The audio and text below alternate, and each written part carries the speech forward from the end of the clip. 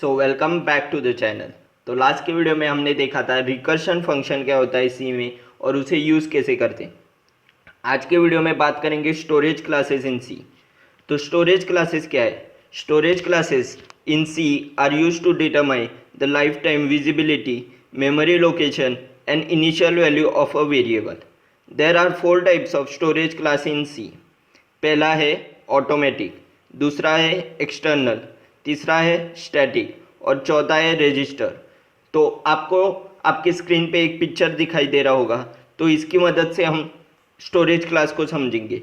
तो ऑटो तो ऑटो का स्टोरेज प्लेस है रैम में स्टोर होता है। इसकी डिफ़ॉल्ट वैल्यू है गार्बेज वैल्यू और इसका स्कोप है लोकल, मतलब ये सिर्फ हम प्रोग्राम के फंक्शन या जिसमें हम डिक्लेयर करते हैं उसमें यूज़ कर सकते हैं और इसकी लाइफ टाइम है return with in function. Second है एक्सटर्नल, तो इसका स्टोरेज प्लेस सेम है रैम में है। इसकी डिफ़ॉल्ट वैल्यू है 0। इसका स्कोप है global, till the end of the main program में be declared anywhere in the program, तो किधर भी डिक्लेयर कर सकते हैं। इसका ग्लोबल स्कोप है। ग्लोबल वेरिएबल क्या होता है वो हमने वीडियो में देखा है। उसके बाद आता है स्टैटिक, तो स्टैटिक का स्टोरेज प्लेस रैम में होता है। इसकी डिफ़ॉल्ट वैल्यू सेम 0 है। इसका स्कोप है local, till the end of the main program, return value between multiple function call. उसके बाद लास्ट है रजिस्टर, जिसकी स्टोरेज प्लेस है रजिस्टर और इसका डिफ़ॉल्ट वैल्यू है गार्बेज वैल्यू, जिसका स्कोप है लोकल, मतलब विद इन द फंक्शन। तो अब बात कर लेते हैं पहले ऑटोमेटिक फंक्शन की डिटेल में। तो ऑटोमेटिक वेरिएबल्स क्या है? Automatic variables are allocated memory automatically at run time. The visibility of automatic variable is limited to the block in which they are defined. The scope of the automatic variable is limited in the block in which they are defined. The automatic variable are initialized to garbage by default. मतलब कि ये garbage variable रहते हैं default और उसको हम कुछ initialise कर सकते हैं। The memory assign to automatic variables get freed up upon existence from the block. मतलब अगर हमने कुछ ऐड किया, कुछ वैल्यू उसमें ऐड किए, तो वो ऑटोमेटिकली जो फ्री स्पेस रहती है उसमें कुछ एलोकेट हो जाएगा।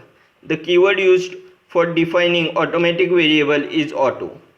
Every local variable is automatic in C by default. तो इसका चलिए एक एग्जांपल देखते हैं। हम हेडर फाइल इंक्लूड करेंगे, इंक्लूड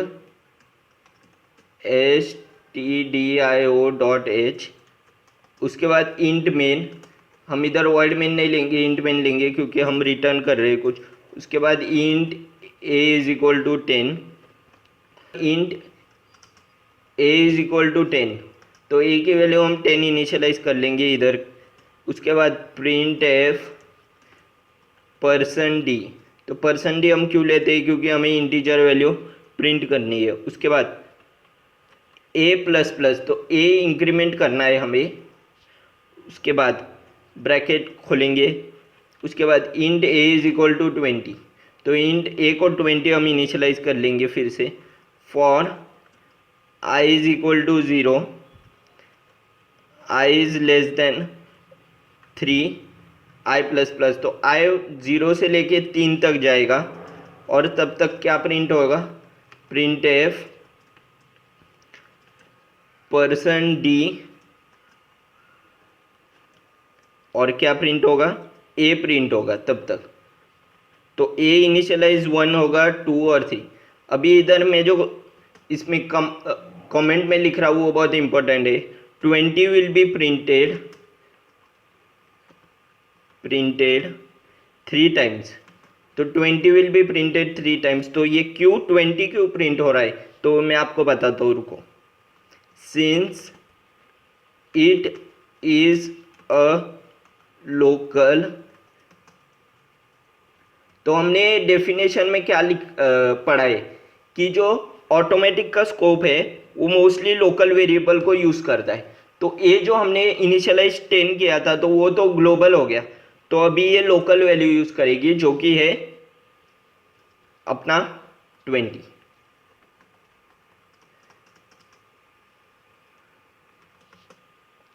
ऑफ ए। उसके बाद ब्रैकेट बंद करेंगे और एक ब्रैकेट बंद करेंगे। उसके बाद प्रिंट करेंगे पर्सन डी और ए इधर भी प्रिंट होगा। अब इस बार क्या प्रिंट होगा, इस बार प्रिंट होगा 11 विल बी प्रिंटेड। तो 11 क्यों प्रिंट हो रहा है, 10 प्लस प्लस किया है तो 11 प्रिंट होगा। तो ये 11 इधर क्यों प्रिंट हुआ, इधर क्यों नहीं प्रिंट हुआ, क्योंकि इसका स्कोप क्या है, ग्लोबल है। इसमें हमने लोकल वेरिएबल, तो ये जो फंक्शन है, जो ब्रैकेट है, मतलब फॉर का जो ब्रैकेट है, इसके लिए ये 20 यूज होगा। और इसके बाहर जब ब्रैकेट एंड होगा, ये देखो दोनों ब्रैकेट एंड हो गए, मतलब फॉर का ब्रैकेट है और इसका ब्रैकेट है, ये एंड होने के बाद इधर प्रिंट ए हो रहा है, तो वो ग्लोबल वेरिएबल लेगा, क्योंकि ये ब्रैकेट के बाहर है। ये ब्रैकेट के अंदर जो रहता है वो लोकल होता है और ब्रैकेट के बाहर जो होता है वो ग्लोबल होता है। Since the scope of A is equal to 20 is ended. तो ये जो मैं लिख रहा हूँ इससे आपको बहुत मदद होगी, क्योंकि आप जब भी प्रोग्राम देखोगे आपको मालूम होगा कि 20 का स्कोप किधर है, इधर एंड हो रहा है, तो इसलिए वो ग्लोबल ले रहा है। आपको समझ में आ रहा रहेगा। अभी बात करेंगे स्टैटिक वेरिएबल्स क्या है। The variables defined as static specified can hold the value between the multiple function call. Static local variables are visible only to the function और the block in which they are defined. मतलब कि static variable कब तक use हो सकता है, तो वो लोकल वेरिएबल होते हैं, वो सिर्फ उस फंक्शन में यूज हो सकते हैं।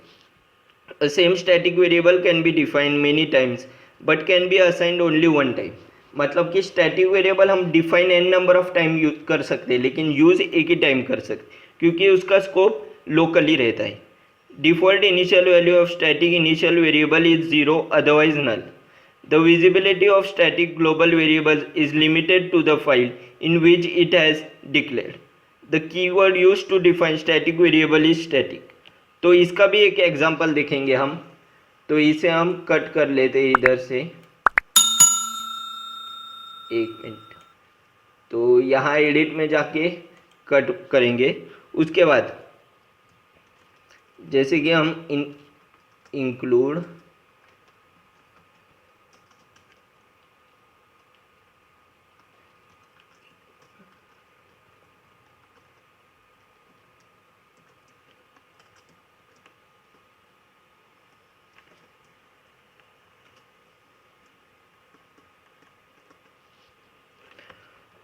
void sum क्या है, फंक्शन है। उसके बाद स्टैटिक, मैंने जैसे बोला था स्टैटिक वेरिएबल डिफाइन करने के लिए हमें स्टैटिक कीवर्ड यूज करना ही पड़ता है। तो पहला स्टैटिक वेरिएबल लेंगे int A is equal to 10 लेंगे। उसके बाद दूसरा स्टैटिक वेरिएबल लेंगे बी। तो ये किस बात का प्रोग्राम हो सकता है, मुझे जल्दी से बताओ। 20 लेंगे। उसके बाद print F person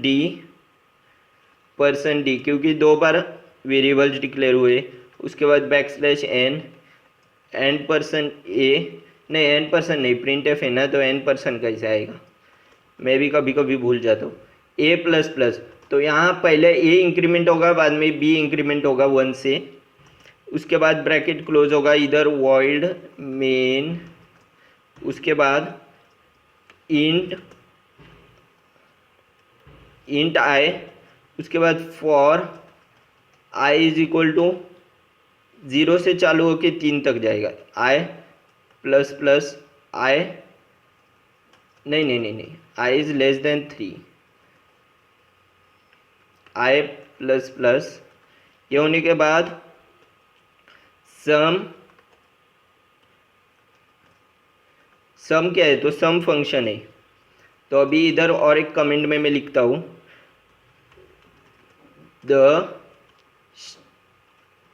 static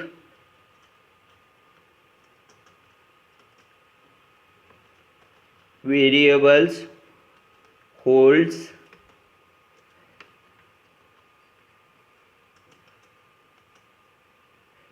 their value between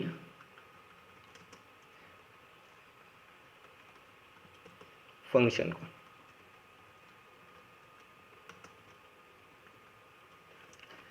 तो ये क्या लिखा है, the static variable holds the value between multiple function call. मतलब जितने भी बार हम फंक्शन कॉल करेंगे सम का, उतने बार वो अपने आप इनिशियलाइज होते रहेंगे और यूज़ होते रहेंगे, लेकिन वो सिर्फ फंक्शन में यूज़ कर सकते हैं क्योंकि वो लोकल रहते हैं।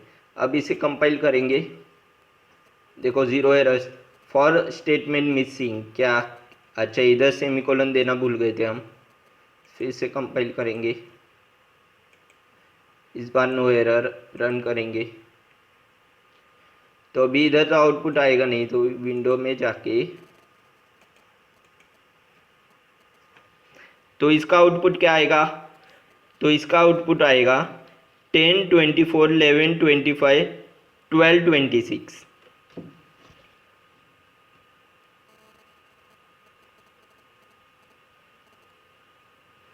तो ऐसा क्यों आएगा, क्योंकि आप देखिए फंक्शन में जब a की वैल्यू 10 है और b की वैल्यू 20 है, तो a जब प्लस प्लस होगा, a प्लस प्लस होगा, तो पहली बार a की वैल्यू क्या होगी, a की वैल्यू 10 से 11 होगी। तो जब इसमें आएगा for i is equal to 0, i is less than 3, i plus plus, sum call होगा, तो सम जब कॉल होगा तो पहले 11 प्रिंट हो जाएगा, उसके बाद फिर से इधर जाएगा, फिर से a प्लस प्लस हो जाएगा, फिर 11 से 12 हो जाएगा, फिर से सम में आएगा, फिर सम 12 प्रिंट हो जाएगा, उसके बाद 13 प्रिंट हो जाएगा। वैसे ही b 20 है तो पहले 21 प्रिंट होगा, 22 प्रिंट होगा, उसके बाद 23 प्रिंट होगा। आप चाहिए तो करके देख लीजिए, विंडो में जाके आप देख लेंगे तो आपको आउटपुट वैसे ही मिलेगा 10, 11 और 12, नहीं सॉरी 11, 12 और 13 और 21, 22 और 23, ये वैल्यू नहीं आएगी क्योंकि इससे आगे से इंक्रीमेंट होगा। अब बात कर लेते हैं एक्सटर्नल स्टोरेज क्लास की। The external storage class is used to tell the compiler that the variable defined as external is defined with an external linkage elsewhere in the program. The variable declared as external are not allocated any memory. It is only declared and intended to specify that the variable is declared elsewhere in the program. The default initial value of external integrated type is 0, otherwise null. We can only initialize the external variable globally, मतलब external हम globally use करते हैं, that is we cannot initialize the external variable with any block और method, क्योंकि वो global है तो वो किसी ब्लॉक में तो नहीं लिख सकते। An external variable can be declared many times but can be initialize at least once, मतलब डिक्लेयर स्टैटिक की तरह ही है, डिक्लेयर कितने बार भी कर सकते हैं लेकिन यूज़ वंस ही कर सकते हैं। If a variable is declared as external, then the compiler searches for the variable to be initialized somewhere in the program, which may be external or static. It is not that the compiler will show an error. तो आपको external के बारे में समझ में आ गया रहेगा। मैं आपको इसका एक प्रोग्राम दिखाता हूँ, tdio.h, उसके बाद int a, तो एक इंटीजर वेरिएबल लिया है हमने, उसके बाद इंट मेन जो कि हमारा मेन फंक्शन है, इंट ए जो है ग्लोबल वेरिएबल है। एक्सटर्नल लिखने का तरीका देखिए, एक्सटेंड, तो ये वर्ड यूज़ करना ज़रूरी है, एक्सटेंड, जैसे स्टैटिक में स्टैटिक यूज़ करना है। एक्सटेंड इंट ए, तो यहाँ लिख देता हूँ मैं variable is defined globally, the memory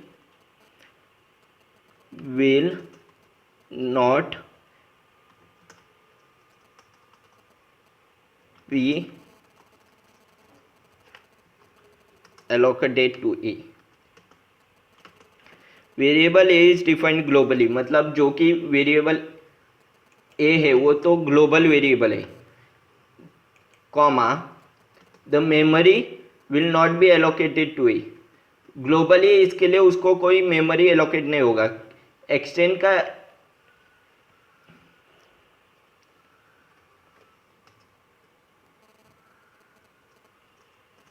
उसके बाद प्रिंट एफ